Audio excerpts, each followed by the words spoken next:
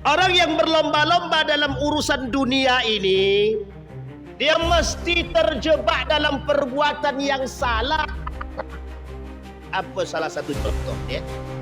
Salah satu caranya adalah mendapatkan harta dengan cara yang tidak benar. Sekarang pertanyaannya, banyak enggak cara untuk mendapatkan, menghasilkan harta dengan cara yang enggak benar? Nipu, maling, korupsi, apalagi malak, semuanya. Apa lagi? Oh, jatah preman. Kok ente bilang itu, bro? Jual ganja, jual narkoba, jual ekstasi, jual miras, haram. Sampai ada orang ulama menulis buku kerjaan haram di akhir zaman. Tapi saya tak sebutkan di sini. Khawatir makin banyak yang sakit hati. Karena berbahaya pada konsumsi. Tapi depan waktu.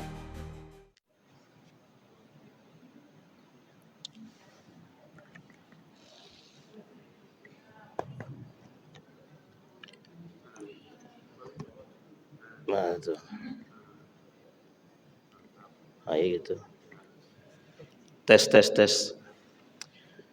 A'udzu billahi minasyaitonir rajim. Bismillahirrahmanirrahim. Assalamualaikum warahmatullahi wabarakatuh.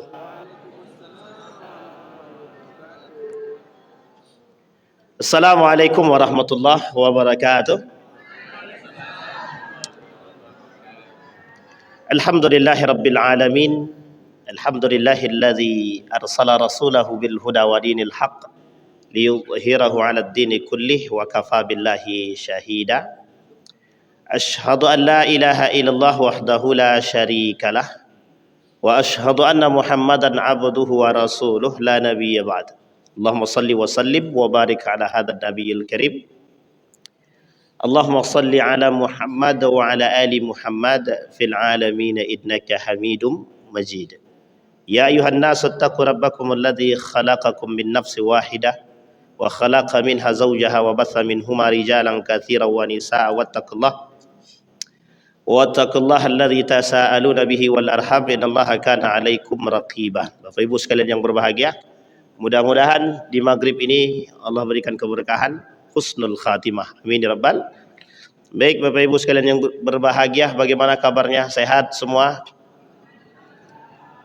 Sehat ya Ibu, Bapak Ibu semua? Baik, akhirnya ketemu juga ya setelah sekian tahun tak bertemu. Dan hari ini kita ketemu lagi. Mudah-mudahan. Bapak Ibu sekalian yang berbahagia, di dalam satu hadis baginda Nabi Muhammad sallallahu alaihi wasallam, Nabi cuma bilang begini dalam hadisnya. Kata Nabi, an Abi Hurairah radhiyallahu an, sami'tu Rasulullah sallallahu alaihi wasallam yaqul. Abu Hurairah mendengarkan baginda Nabi menyampaikan satu hadis. Kata Nabi, sayusibu ummati da'al umam. Kata Nabi, kelak umatku akan terjangkit penyakit, gitu deh. Kata sahabat, ma huwa da'ul umam. Apa itu penyakitnya? Kata Nabi,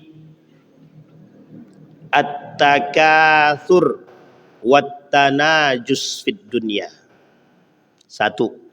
Dia satu dua sekaligus. Kemudian al-asyar wal batar. 4.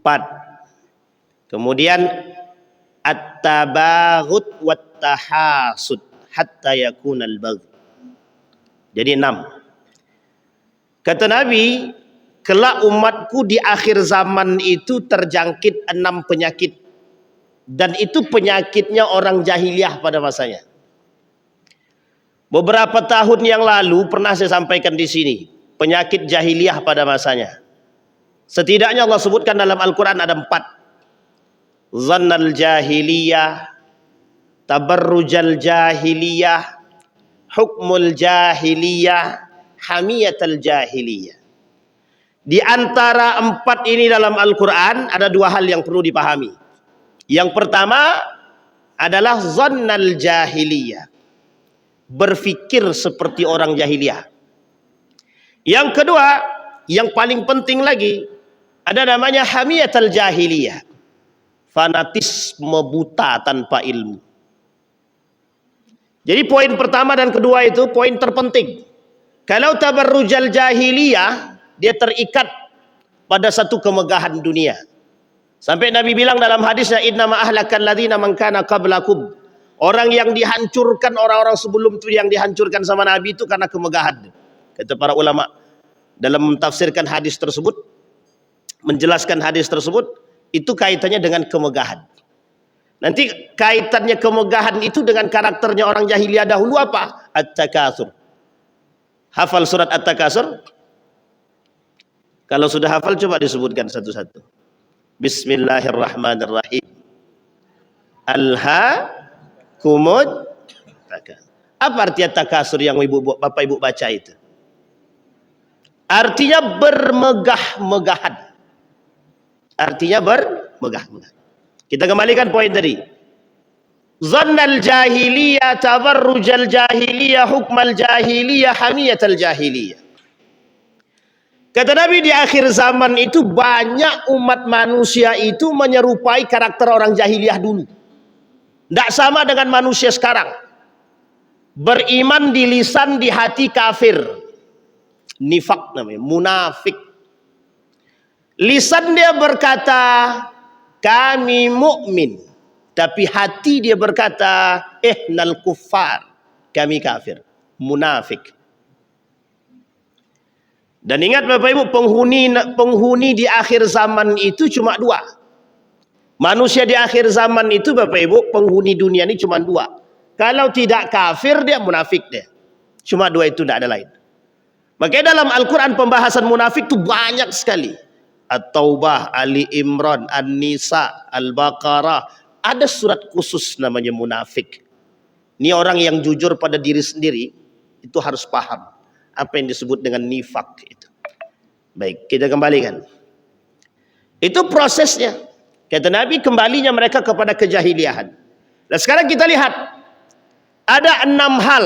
Waktu kita tak paham. Ada 6 hal kata Nabi, orang yang terjebak dalam penyakit orang zaman dulu. Sebelum qabla maji'il Islam. Sebelum Islam datang. Yang pertama al-ashar wal batar. 1 dan 2. Al-ashar wal batar. Apa yang disebut dengan al-ashar? Al-ashar kufrun bi ni'matillah. Orang yang kufur akan nikmat Allah. Ini kalau kita jabarin ini kufur ini panjang. Satu di antaranya yang suka mencaci maki makanan. Yang tak bersyukur dengan apa yang diberikan. Mempersulit urusan manusia dengan apa yang diberikan. Sama. La syukra lillah. Dia tak punya syukur kepada Allah. Orang tak bersyukur, Allah gandeng kalimatnya kafara. Barang siapa yang bersyukur, lawannya barang siapa yang tidak bersyukur. Tidak bersyukur ini kalimatnya dalam Al-Quran Allah buat kafara. Kata Said Hawa, arti kafara di situ ingkar. Makanya orang yang tidak bersyukur nikmat Allah, dia kufur dia. Kufur itu apa? La yanfa'u imanuhum. Tak ada manfaat. Amaliyah mereka tak ada guna. Karena dia kufur. 1. Kemudian al-batar. Orang yang berlebihan dalam nikmatnya Allah. Dikasih nikmat, kesehatan. Dikasih sehat, dia tak ke masjid. Dia muslim-muslim. Mukmin-mukmin ngaku. Jadi ada orang yang ngaku beriman tapi tak solat.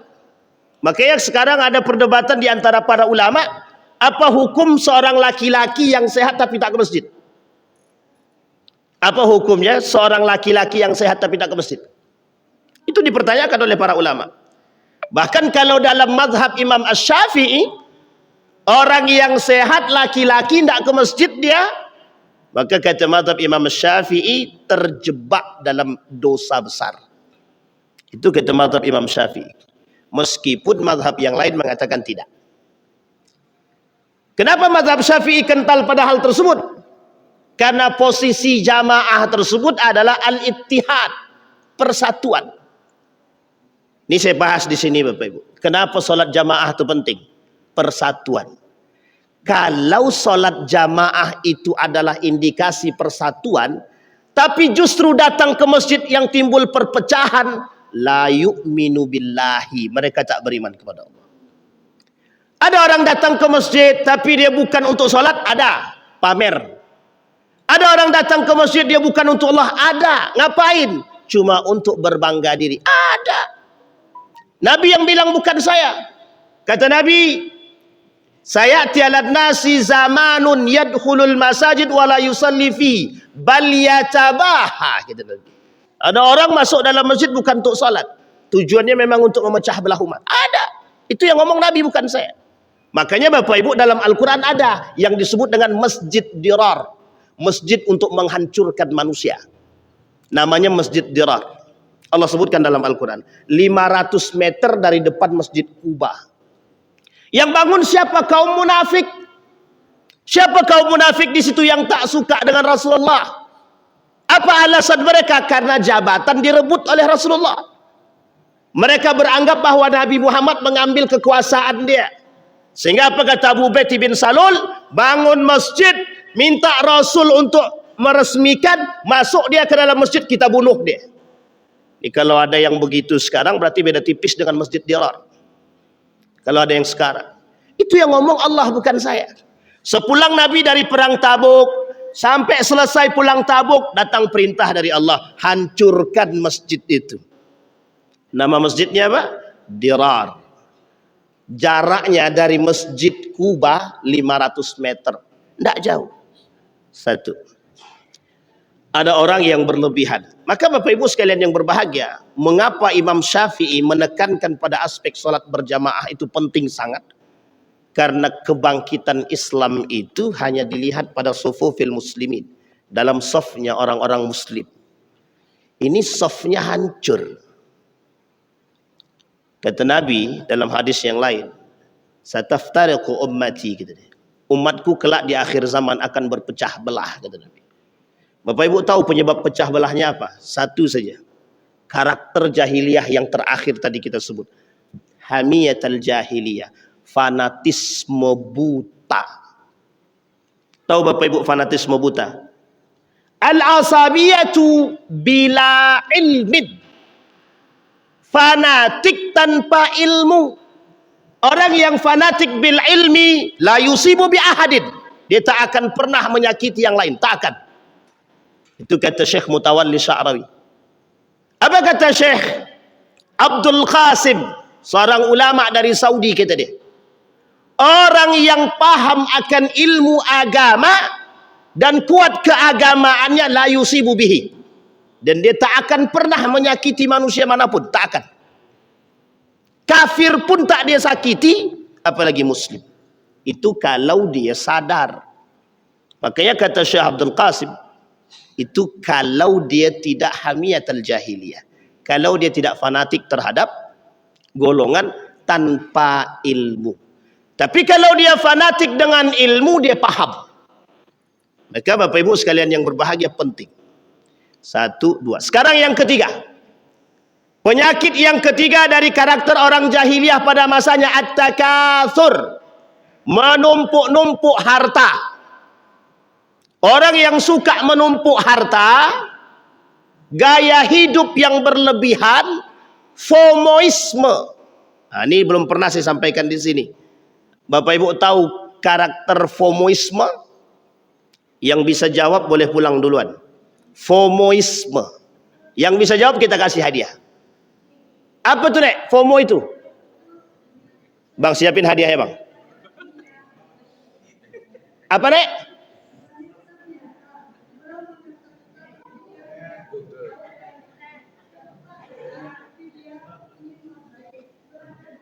Oke.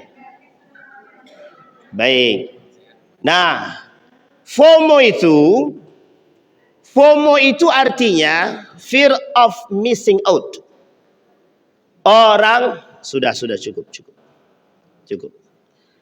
Orang FOMO itu orang yang takut ketinggalan gaya hidup manusia hari ini.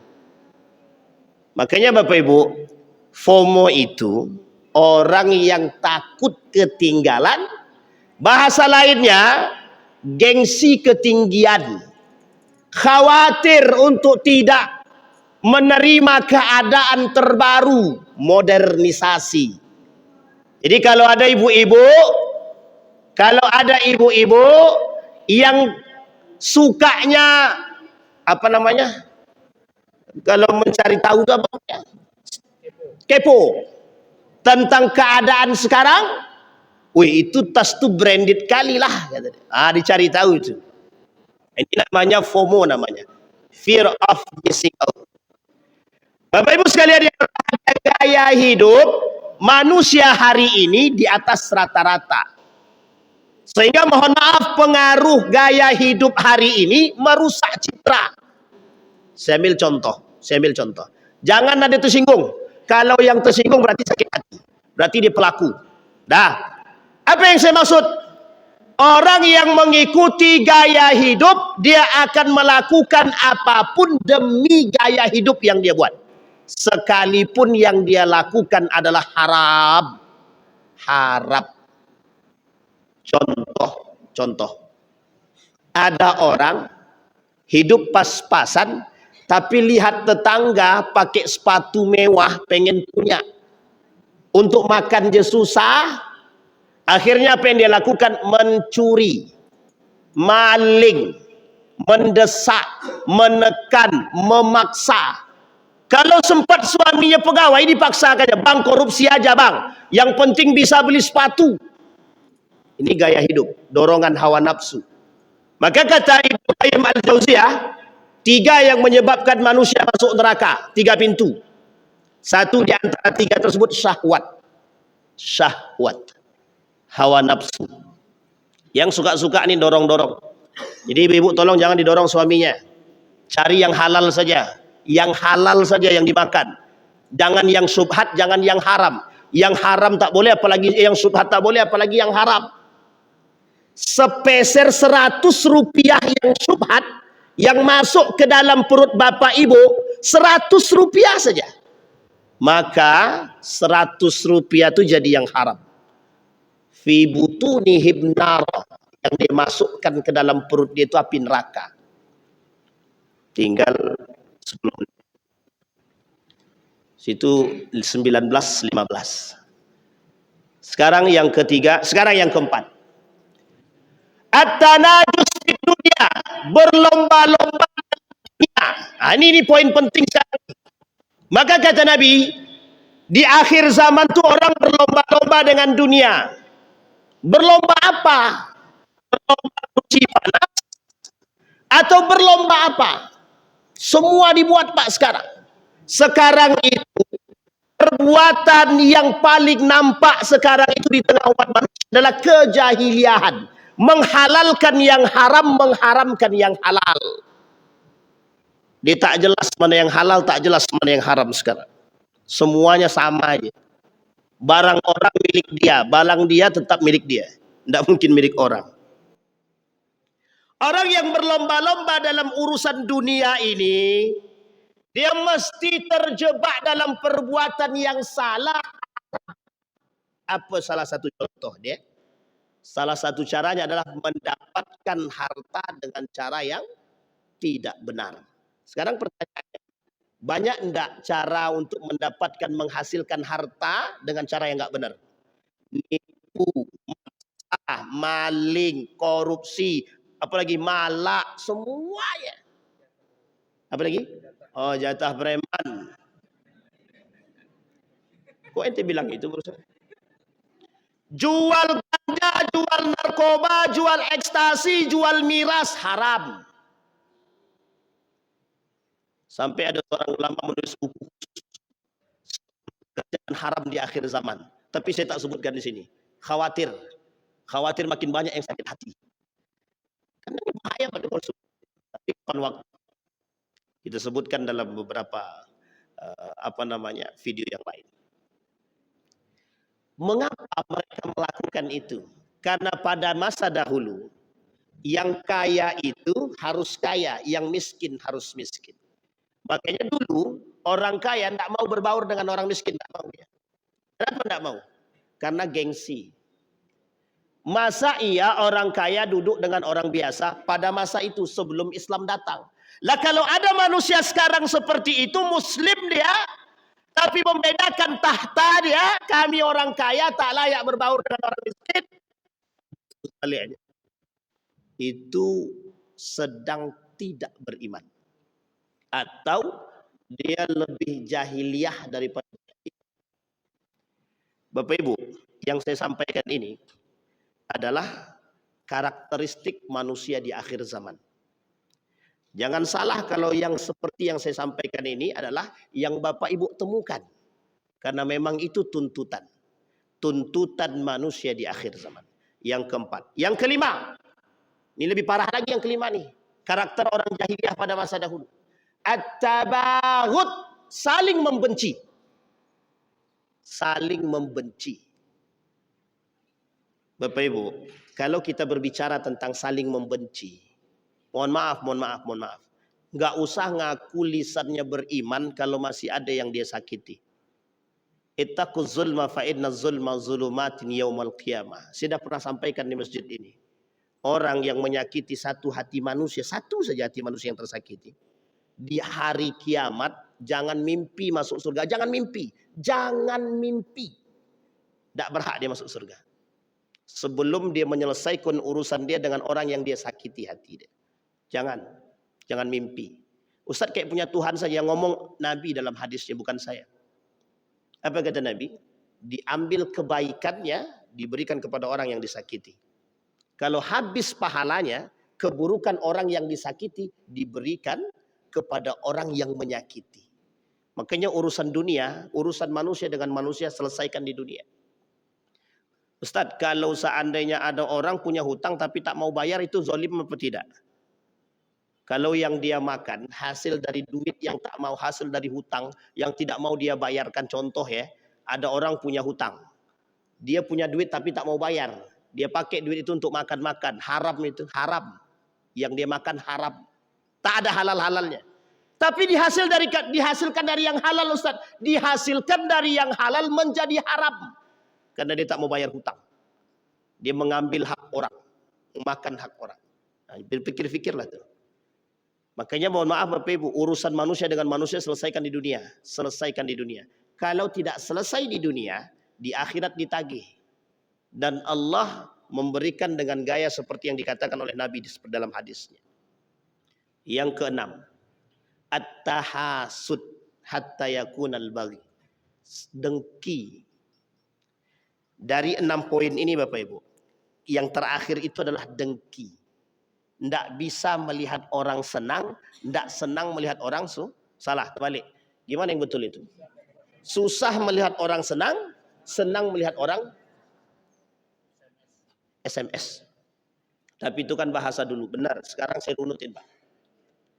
Bapak Ibu, dulu ada namanya Aus dan Khazraj dalam sejarah. Boleh Bapak Ibu cek dalam Al-Quran. Ada namanya Aus dan ada namanya Khazraj. Aus dan Khazraj ini selalu bertikai, tidak pernah akur. Mereka berkelahi dalam 2 hal.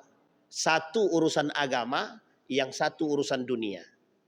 Apa kata Khazraj?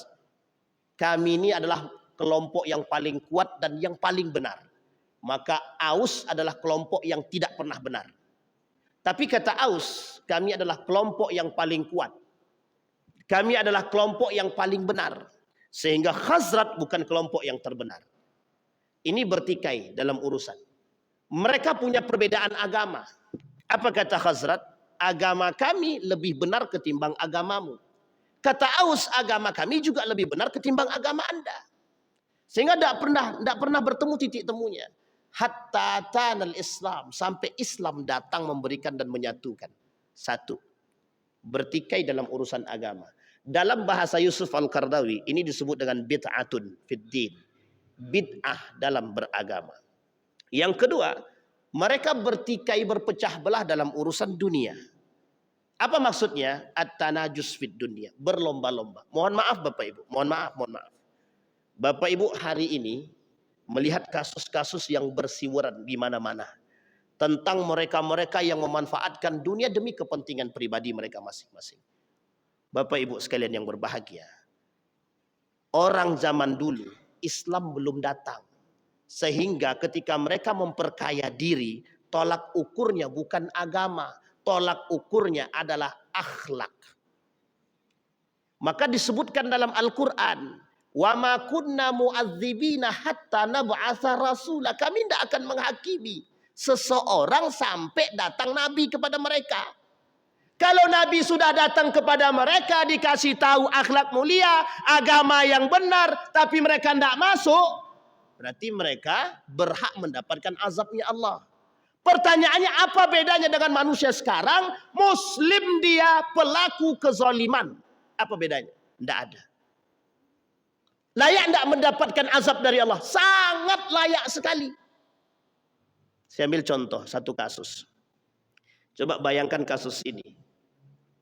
Ada pada masa beberapa waktu yang lalu, seorang pejabat korupsi 928 triliun. Coba perhatikan kalimat ini baik-baik. Satu orang, anggap satu manusia saja, haknya 1 miliar. Kira-kira kalau 928 triliun, itu kira-kira berapa jumlah manusia yang dia zalimi? Semuanya nuntut di hari kiamat. Ada pertanyaan, Ustaz, kalau dia korupsi, Ustaz, taubat dia kepada Allah, bagaimana? Allah terima tak taubatnya? Allah terima taubatnya, tapi urusan dia dengan manusia belum selesai. Begitulah kezaliman. Makanya Nabi sebut dalam hadisnya, ittaquz zulma fa inna zulma zulumatin yaumal qiyamah.